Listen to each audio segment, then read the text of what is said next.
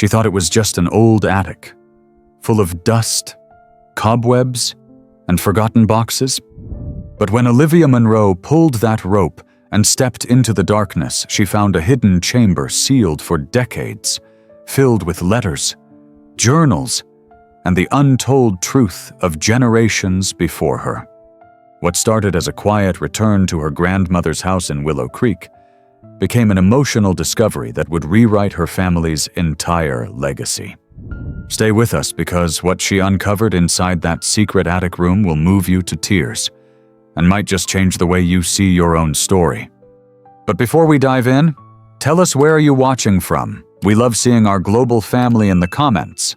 Let's get started. The train hummed quietly as it cut through the October fog, its windows blurred by years of weather and distance. Inside, Olivia Monroe sat near the back, clutching an old knit scarf that still smelled faintly of lavender and wood smoke. At 39, she wasn't the same little girl who once spent summers chasing fireflies in her grandmother's backyard, but in her heart, she could still hear the echo of those golden evenings. She hadn't returned to Willow Creek in over 2 decades.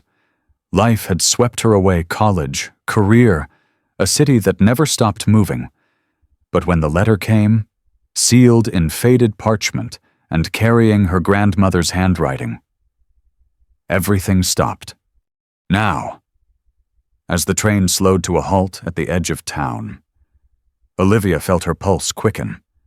Her grandmother's house, tucked behind towering pines and draped in ivy, had always been more than just a home. It was a place of warmth, stories, and silence that spoke louder than words. She pressed her hand to the glass and whispered, "I'm home, Nana." What she didn't know, what no one had told her, was that the house had been keeping a secret, one hidden just beyond the attic stairs, waiting patiently for her return. The station was smaller than Olivia remembered. Its once bright paint had faded into dull, peeling flakes, and the wooden bench under the awning sagged like it had been waiting too long. Even the clock above the ticket window had stopped, its hands frozen at 4:17, just like the day her grandmother passed. Olivia stepped onto the platform, the cold October air wrapping around her like a memory. The scent of pine and damp soil hit her all at once, earthy, familiar, heartbreakingly unchanged. She adjusted the strap of her leather satchel and stepped forward, boots clicking against the worn planks. The town hadn't changed much. Willow Creek never did. There was the old church with its crooked steeple, the general store with the faded Coca-Cola sign hanging like it hadn't moved since 1952. And there, near the edge of Main Street, stood Mrs. Ellsworth's cafe, still open, still offering the best pies west of the Mississippi, as the hand-painted sign insisted. Olivia smiled faintly, then turned down the road that would take her home. Every step felt like walking backward through time. There was the rusted mailbox she and her cousins had once used to send secret missions to one another in the summer. The big oak tree still stood at the corner, its massive roots buckling the sidewalk where she had tripped once and skinned her knees. She had cried, and her grandmother had patched her up with a kiss and a cookie, like it was magic. But it was when she turned onto Maple Hollow Lane that her breath caught. There it was, the Monroe house. The white paint had grayed with years of storms and sun, and ivy curled along the sides like nature was trying to take it back. The porch sagged just slightly. One shutter hung crooked over the front window. The swing her grandmother used to sit in every evening was still there, though. Now it hung by one chain. The other snapped and dangling like a broken limb. Olivia paused at the gate. The iron latch squeaked under her touch, a sound so loud in the still morning it startled a bird from the eaves. The front yard was overgrown, weeds curling through the cracks in the walkway, and yellowed leaves scattered like forgotten thoughts. She hesitated on the porch, her hand resting on the railing. The wood was rough under her fingers, weathered but solid. She remembered helping her grandfather paint that railing, back when she was 8 and insisted on using a brush twice her size. She placed her key into the lock, out of habit, but the door gave way with a soft creak. It was unlocked. It had been waiting for her. The scent hit her immediately. Dust, old wood, a faint trace of rosewater and cinnamon, her grandmother's perfume, still clinging to the air like a ghost too gentle to leave. The house was dim inside. The windows had yellowed slightly, filtering sunlight into gold-tinged streaks that danced across covered furniture. Sheets draped over chairs and tables like quiet shrouds. The grandfather clock in the corner had stopped ticking long ago. Olivia stood in the foyer, frozen by a wave of emotion so sudden it stole her breath. Her heels echoed on the floor as she stepped forward, the house creaking in response like an old friend stirring from slumber. She wandered through the rooms in silence. The living room, with the hearth where her grandmother would knit while humming old hymns. The kitchen, where cornbread and laughter once filled the air. The wallpaper had begun to peel in the corners, and the fridge hummed weakly, still plugged in, still waiting. She passed the dining room table where Sunday dinners had been served with sweet tea and stories from long ago. A single chair still had a cushion on it, hers.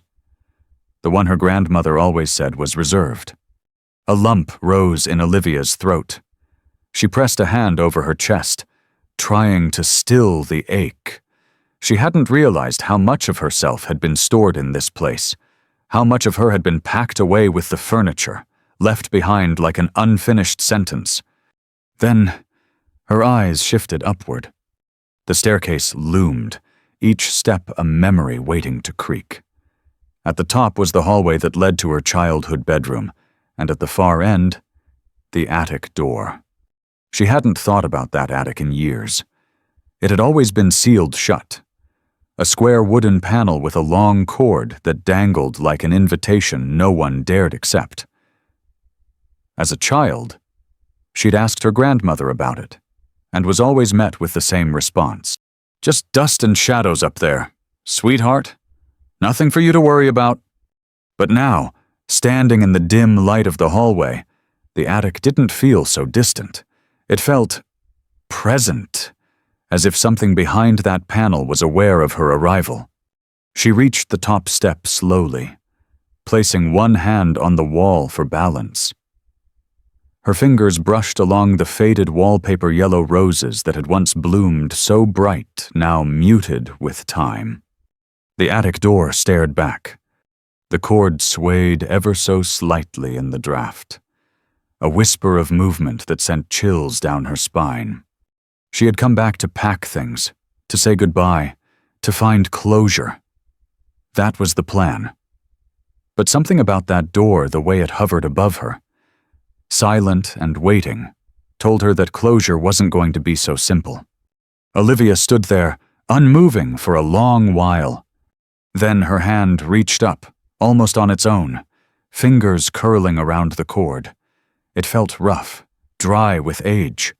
The moment she tugged, a sharp creak echoed through the house, like the house itself was waking up. The attic panel released slowly with a groan, and a narrow wooden ladder descended with a rattle, hitting the floor with a thud that echoed down the hallway. Dust poured into the air in golden clouds, lit by the sun breaking through the hallway window.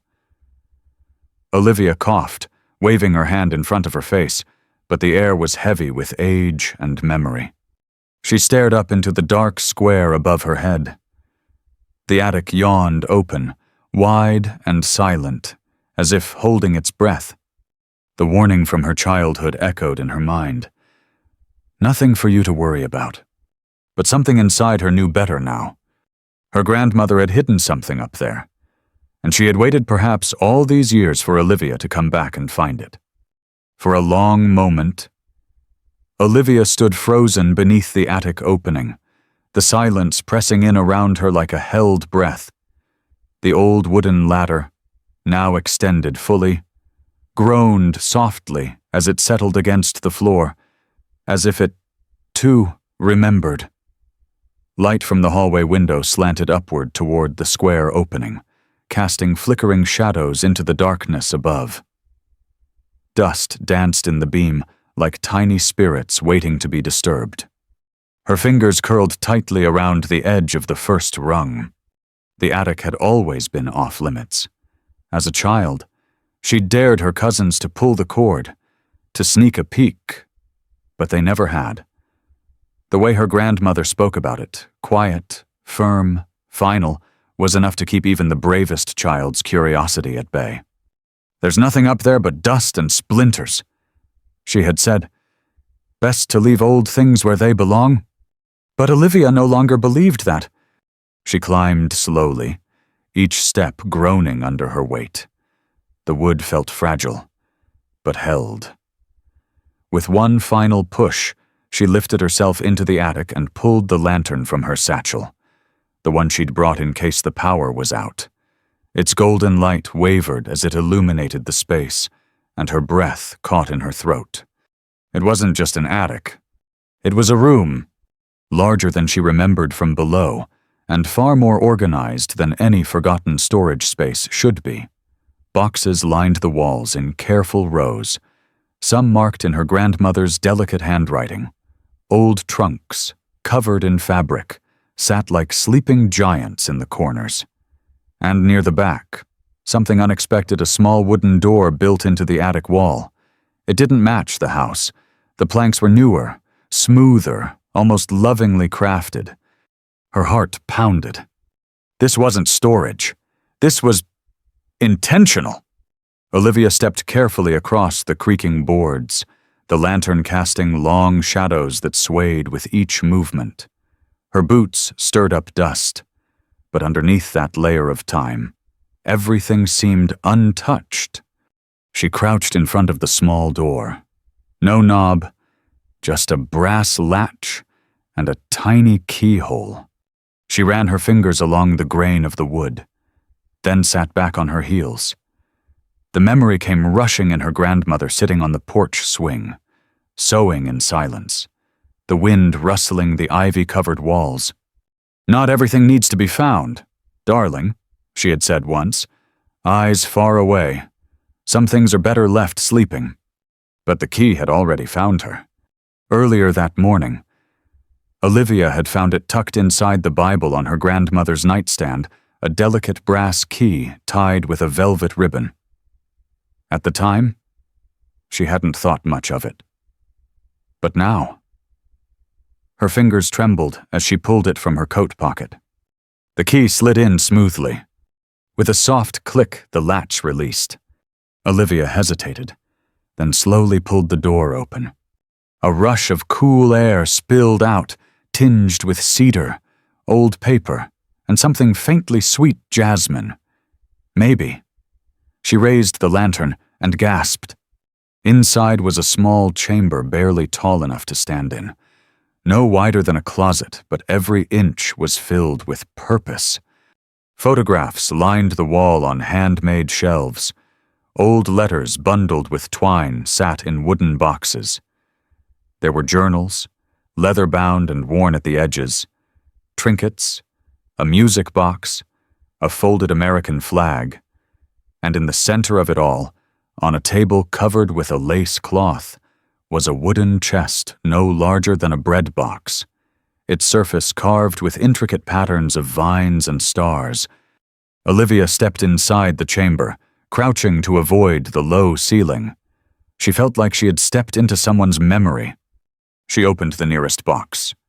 Photographs black and white, sepia-toned, faded by time.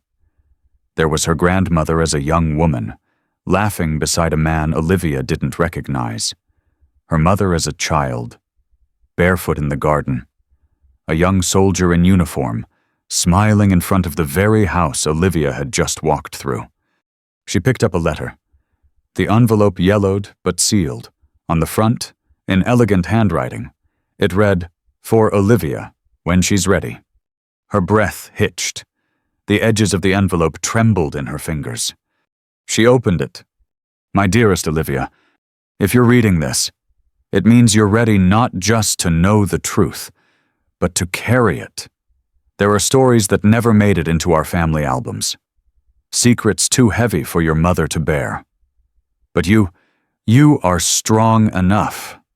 Inside this chest are pieces of our history, some painful, some beautiful, all of them true. You come from a line of women who endured quietly, loved fiercely, and carried more than they were ever asked to. I kept this hidden not to deceive you, but to protect you until the world made you brave. Now that you've come back, I know it's time. Love always, Nana. Tears blurred her vision. Her hands shook as she opened the wooden chest. Inside were smaller boxes, letters from her great-grandmother during wartime, a silk ribbon from a wedding dress, a brooch shaped like a bird in flight. Each object was a relic, a whisper from the past that had waited decades to be held again. And then, at the bottom of the chest, wrapped in tissue paper, she found a photograph. It was Olivia, just a baby wrapped in a knit blanket, being held by her grandmother near the fireplace, eyes full of peace. Behind them on the wall, barely visible, was a framed letter Olivia had never noticed before. She looked closer. The words were faint, but the title was clear: Legacy and Light, a Monroe Family History. She gasped softly. Her grandmother hadn't just hidden memories. She had hidden a story, a lineage, a testament. This wasn't an attic. This was a sanctuary. And Olivia was no longer just a visitor coming to say goodbye. She was the keeper of it all now. The attic was quiet, but not empty. Olivia Monroe sat cross-legged on the floor, her lantern flickering beside her like it too was holding its breath. Around her, the small hidden room seemed to pulse with presence. It was like the walls themselves were listening, waiting, holding space for what she would do next. The letter from her grandmother rested in her lap, worn at the edges now from her trembling hands.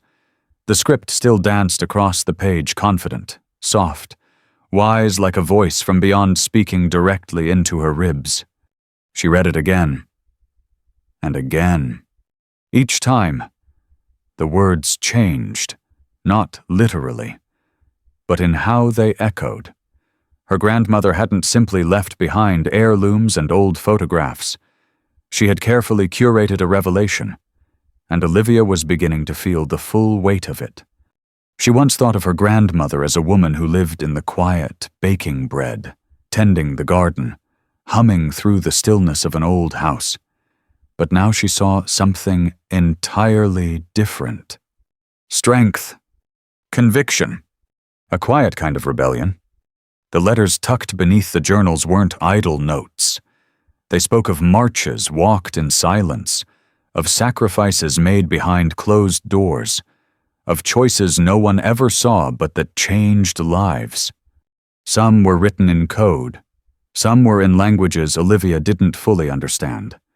Some were simply stories, untold pieces of her family's history, carried through generations by women who never asked for recognition, only hoped to be remembered. She picked up a second journal, its cover cracked with age, and opened it carefully. Inside was a date, August 12th, 1965, and a name, Marjorie Bell Monroe. Her great-grandmother. The entry began. They asked me today if I was afraid. I told them I was tired. Tired of waiting for someone else to tell me when I could stand tall. So I stood up. My hands trembled, but my voice did not. That was the day I learned that fear doesn't have to leave for you to speak. Olivia closed the journal, her eyes burning. She had spent years feeling like her life was ordinary. Teaching history in a public school, living in a quiet apartment in a city that never really felt like home. She taught her students about change-makers and revolutions, but always from a distance, like those things belonged to someone else's family, someone else's legacy. She never imagined they belonged to hers. For a long time, she had seen her family as simple, good-hearted, humble, rooted in small things like lemon tea and front porch stories. Now she understood those small things were survival. They were resilience wrapped in sweetness, protest disguised as poetry, a legacy hidden not to forget, but to preserve until someone came along who could carry it forward. She looked around the attic with new eyes. It was no longer just a storage space. It was a vault of memory, a sacred chamber where every box and every note was placed with intention, and somehow, she knew deep down that she wasn't the first to sit here like this, breathless with realization. Her grandmother had once sat here. So had Marjorie Bell, and maybe even further back generations of women who had carved truth into silence and waited for the day it would be heard. And now, it was her turn. Later that evening, Olivia stepped down the ladder, clutching a stack of journals and one of the bundled letters. The house felt different beneath her feet, lighter. Somehow, like it had exhaled after years of holding something in. She returned to the living room and lit a small fire in the hearth. The flames crackled gently as shadows danced on the walls, and for a moment, she could almost imagine her grandmother humming softly from the kitchen. She unfolded one of the letters and began to read it aloud. "To the woman you've become, I see you, not just in name, but in spirit. You are the continuation of everything we dared to dream and everything we were told to hide. Speak our names, share our stories. Let no one say we were invisible." Tears streamed freely now. She thought of the young girl she used to be, sitting at her grandmother's feet, listening to tales about baking and weather and flowers. But now she realized there had been code in those stories. Subtext, warnings, hopes. Her grandmother had never outright told her about the letters, the journals, the secret room. But she had prepared her for it in every warm gesture, in every quiet moment of wisdom dropped like breadcrumbs. "Darling," she had once said, "there will come a time when the world will try to make you forget who you are. When that happens, I want you to come home." And now Olivia understood this was the homecoming her grandmother meant. Not just returning to a house, but returning to a lineage, a purpose, a truth buried under dust and floorboards, waiting patiently for someone brave enough to claim it. She rose from the hearth and walked to the mirror above the mantel. Her reflection looked different now. Still tired. Still weathered from the train ride and the emotion of it all, but stronger. Rooted. Awake. She whispered to her reflection, "I see you, and Nana. I see all of you." That night, Olivia didn't sleep in the guest room. She brought her sleeping bag and curled up in the living room, just like she had as a child. She placed the letters beside her like sacred scriptures and drifted to sleep with the fire casting soft shadows across the walls. But she didn't dream of loss. She dreamed of women walking down long roads with heads held high. She dreamed of handwritten pages floating through the wind and landing in the hands of daughters. She dreamed of a house with a beating heart, one that had guarded her family's truth, until the day someone was finally ready to listen. And in the hush of night, she understood her journey wasn't about discovering the past. It was about becoming part of it. The morning light seeped gently through the cracked window panes, casting long beams across the dusty floor. Olivia Monroe stirred from where she lay in the living room, wrapped in her old sleeping bag, a bundle of letters nestled close to her chest like a shield. For a moment, she simply lay there, listening to the old house breathe. It no longer felt like it was falling apart.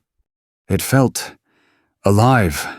She sat up slowly, rubbing her eyes, and looked around.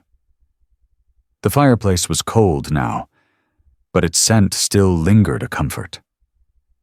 On the coffee table sat the journals, the letters, the photographs, and that small wooden box from the attic. Even in the morning stillness, they seemed to hum with a quiet urgency. She had come home to pack things up, say goodbye, and maybe find a few things to remember her grandmother by. Instead, she had uncovered an entire legacy. And now, one question circled in her mind like smoke. What do I do with all of this? She stood and walked to the dining table, where golden light illuminated the journal of her great-grandmother, Marjorie Bell Monroe. Olivia traced the edge of the page with her fingertips. These weren't just personal reflections or emotional farewells. These were testimonies raw, powerful, and deeply human. They weren't meant to be hidden. They were meant to be heard. Later that morning, Olivia walked into town. She didn't bring much, just her satchel, worn and soft from years of use, now filled not with keys and books, but with purpose. Inside were a few selected letters, 2 photographs, and a journal with a ribbon-marked page. The streets of Willow Creek were as quiet as ever. A breeze tugged at the trees lining Main Street, scattering golden leaves across the sidewalk. A dog barked in the distance. A boy on a bike waved to her like he somehow knew she belonged here. And maybe, for the first time in her life, she did. At the end of the block stood a modest brick building with tall windows and a crooked wooden sign that read, Willow Creek Heritage Museum Est, 1912. She remembered this place. Her grandmother had brought her here once when she was 9. Olivia had stared at the glass displays filled with old photographs, tools from early settlers, newspaper clippings yellowed with age. She remembered asking, "Why don't they have anything about us?" Her grandmother had smiled softly and said, "Some stories take longer to be told." Now, walking up the steps. Olivia's fingers clenched the strap of her bag. She didn't know how they'd react. She wasn't a historian. She wasn't even sure anyone would believe the story, an attic hidden in a house no one cared about, filled with the voices of women the world never wrote about. But she knew one thing it mattered. Inside.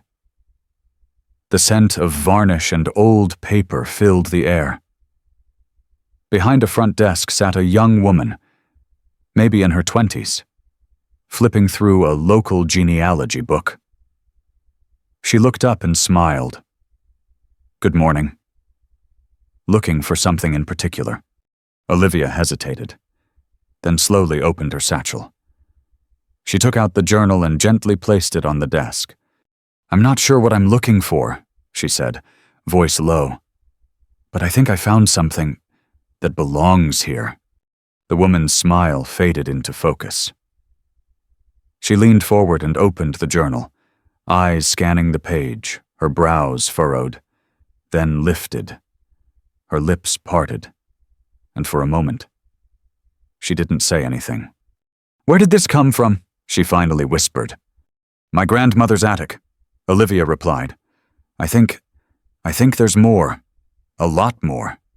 Within the hour, Olivia was seated in a small office at the back of the museum, surrounded by curators and volunteers. A local historian had been called in. They spread the documents across a large table, handling each item like it was a fragile relic of gold. As they read the entries, the room fell into a reverent silence.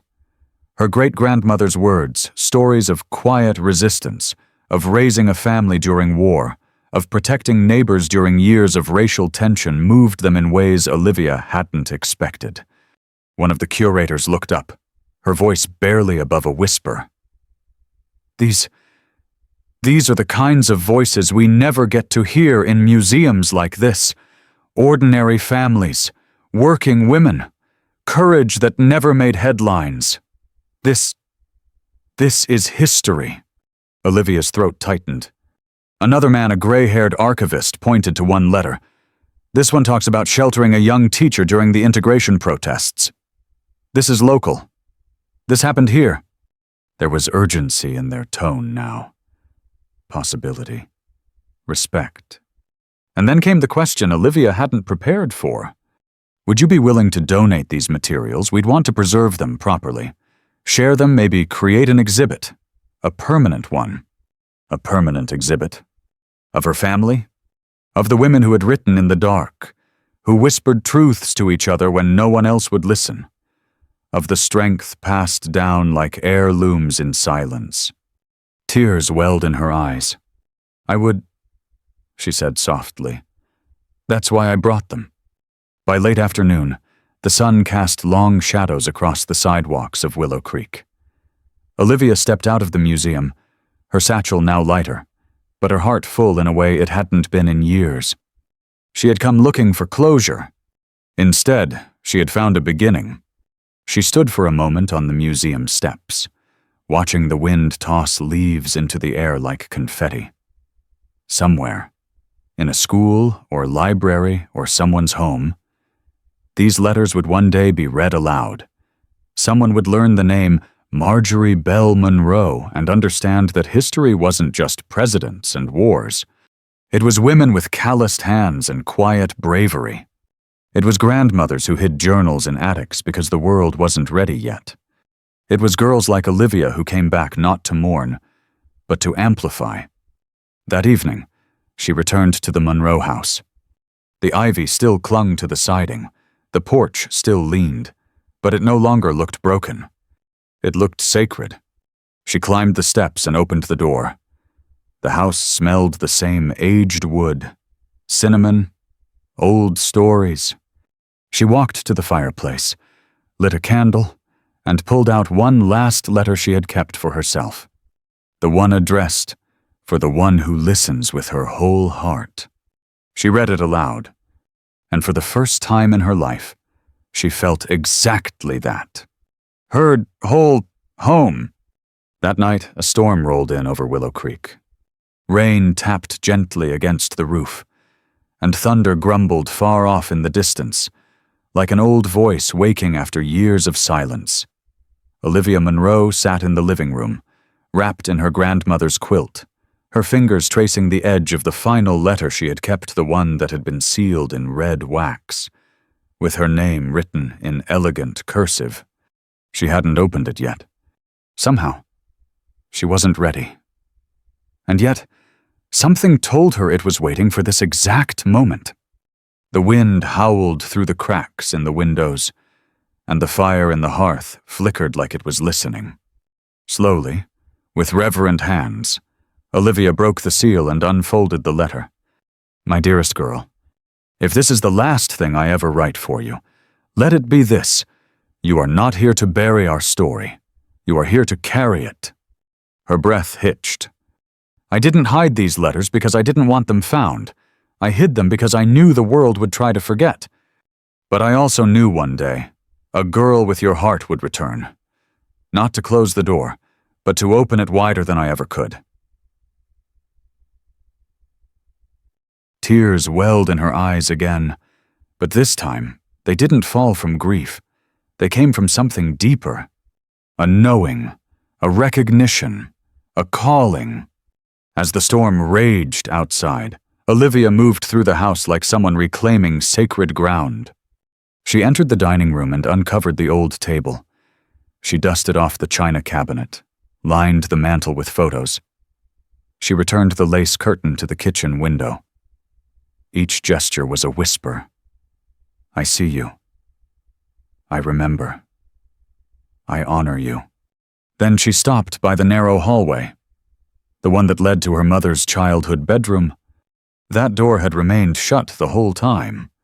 She reached out and opened it. The room was still, untouched for decades. A small bed sat beneath the window, the faded quilt still neatly tucked in.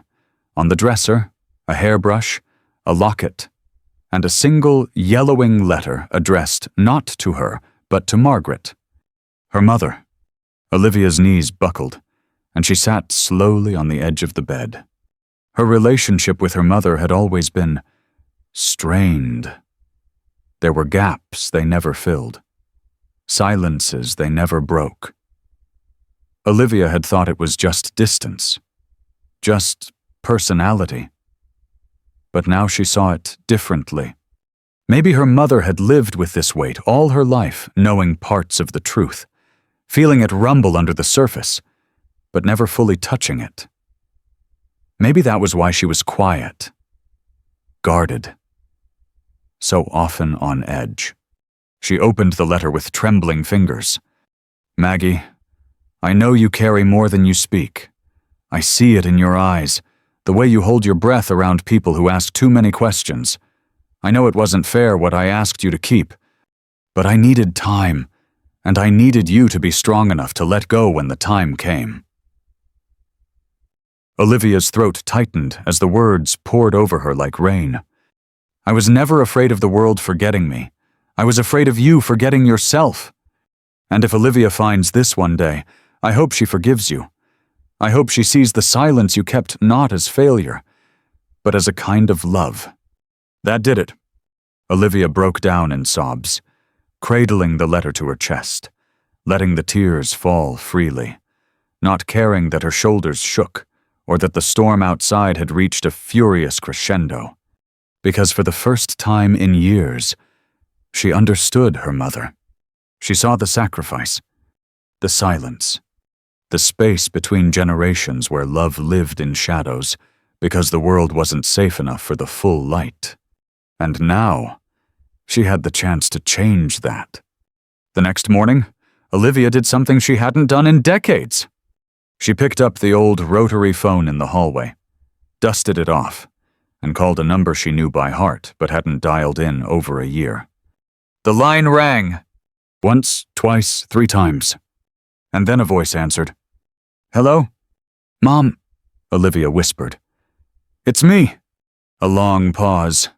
Then, her mother's voice shaky, stunned. "Olivia, are you still in the city?" "I'm home. Mama, I came back." Her voice broke. "I found the attic." Silence again. But this time, not cold. Just full. "I always wondered if you would."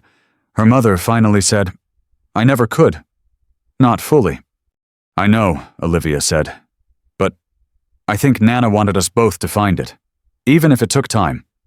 There was a sound like someone sitting down on the other end. A breath held.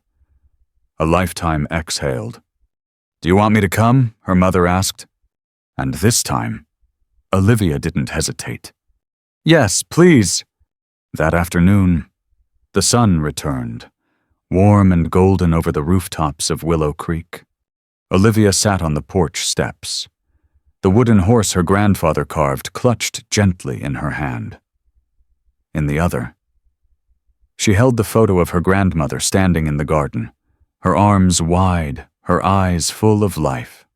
Inside the house, the table was set, the kettle was on, and for the first time in a long, long time, 2 generations were preparing to sit and speak woman to woman, daughter to mother, keeper to keeper.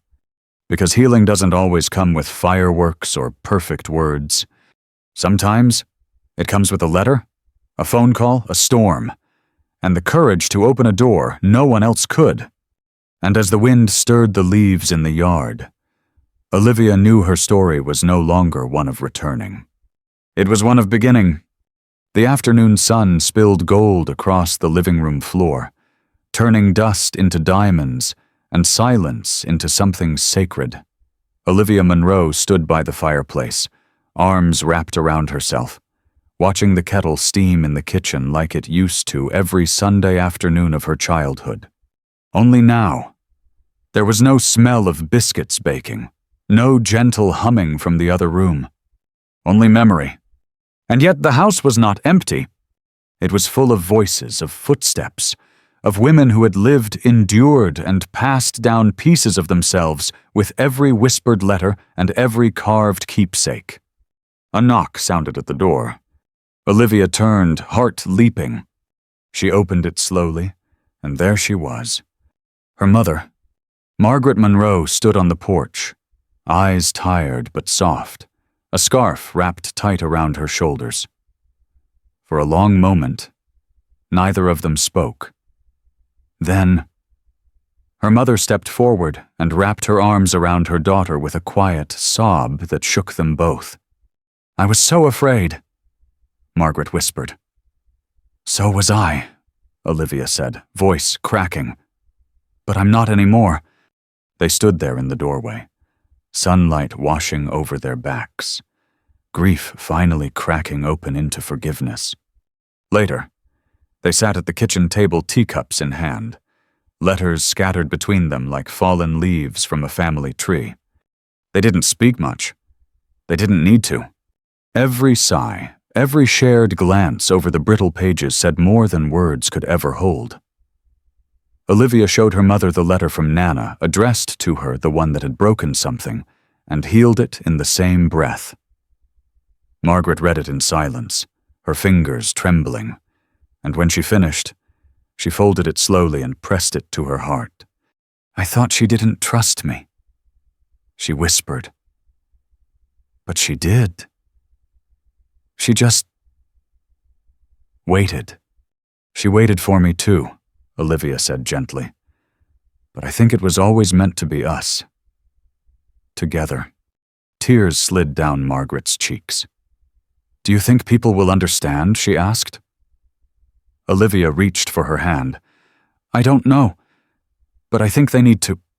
That evening, mother and daughter returned to the attic together. They climbed the narrow stairs side by side, the ladder creaking beneath their shared weight. And when they entered the secret chamber again, Olivia no longer felt like a trespasser. She felt like a guardian. Her mother knelt beside her and opened the journal of Marjorie Bell Monroe, their ancestor who had once written by candlelight about strength that had no name. Margaret ran her fingers across the pages as tears filled her eyes. She wrote like she was shouting into the future. "And now we're here, listening." "She wrote for us," Olivia whispered, "because she knew someday someone would answer." Margaret looked around the attic, then back at her daughter. "What will you do with it all?" Olivia took a breath. "I'll tell the world. Over the next few weeks, the house transformed. Not in the way outsiders might expect, no modern renovation or flashy upgrades. No, the changes were subtle, sacred. Curtains were washed and rehung. The garden was trimmed back to reveal the stepping stones her grandmother had once placed by hand. The front porch swing was repaired with a new chain. And inside the attic, every letter, photograph, and artifact was catalogued, documented, and prepared ready for something bigger than a family memory. A few local volunteers came by to help after the museum announced the discovery. Journalists, students, even strangers from out of town came, curious about the Monroe letters that were starting to spread quietly across social media and local history blogs. But what struck Olivia most weren't the headlines. It was the people. A woman from Tennessee wrote to say her grandmother had once marched with Marjorie Bell. A teenager from Chicago messaged to say one of Nana's letters helped her feel less alone in her struggle to speak up. A teacher from Alabama asked permission to use one of the entries in a lesson about generational courage. One night, as Olivia stood in the kitchen preparing tea, her phone buzzed with a message from a stranger. "I never thought my story mattered, but after reading hers, I think maybe it does." Olivia pressed the phone to her chest, her eyes filling with tears. The house had become more than a home. It had become a heartbeat. On the first Sunday of November, Olivia hosted a small gathering at the Monroe house. It wasn't a formal exhibit, just a humble afternoon. Neighbors, historians, descendants of friends long gone. A few elders brought recipes her grandmother had passed down, and the smell of cinnamon and cardamom filled the house once more. Children played beneath the oak tree out front. Someone played a soft tune on an old fiddle, and in the living room, Olivia stood near the fireplace, holding the wooden toy horse her grandfather had carved when she was a girl. She raised her voice gently, the room quieting. I used to think stories like mine didn't belong in books, she said, that the only ones who mattered were loud, famous, recorded in history classes. She paused, looked around at the faces, some familiar, many not. But now I know that every family has a story worth saving. Every house holds voices we forget to hear, and sometimes all it takes is someone brave enough to open a door. She looked to her mother, who sat quietly on the couch, tears in her eyes, nodding slowly. And sometimes, Olivia continued, it takes two. As the sun dipped low over Willow Creek, painting the sky in lavender and rose, Olivia stepped out onto the porch. She sat in the swing, now whole again, and listened to the quiet murmur of joy behind her, of community, memory, healing. She looked out over the yard she once ran barefoot through and felt something she hadn't in years. Peace, the weight she had carried. The silence, the questions. The loneliness was gone now, replaced with something sacred. Belonging, purpose, gratitude. She pulled the final letter from her pocket, the one she had written herself. To the next Monroe. To the next girl who might someday wonder if her voice matters. And she placed it gently in a new box. Not to hide it, but to keep it ready. Because this wasn't the end of a story. It was just the beginning. Anyone can preserve a legacy if they're willing to listen deeply enough and carry it bravely enough. For Olivia Monroe, discovering the secret room in her grandmother's attic was never about dusty letters or forgotten boxes. It was about rediscovering the voices that raised her, the strength that lived quietly in generations of women who were never seen, but always endured. The attic wasn't just a space, it was a mirror. It showed her who she came from, women who fought silently, loved endlessly, and hoped patiently. The lesson, sometimes the stories that never made it into history books are the ones that carry the deepest truth. Your family's story matters. Your memories matter. And if you're willing to open the doors that scare you the most, you might just find the parts of yourself you've been missing all along. The end. Up next, 2 more powerful stories are waiting for you. Click to keep watching, and don't forget to hit subscribe if you believe memories are worth passing on.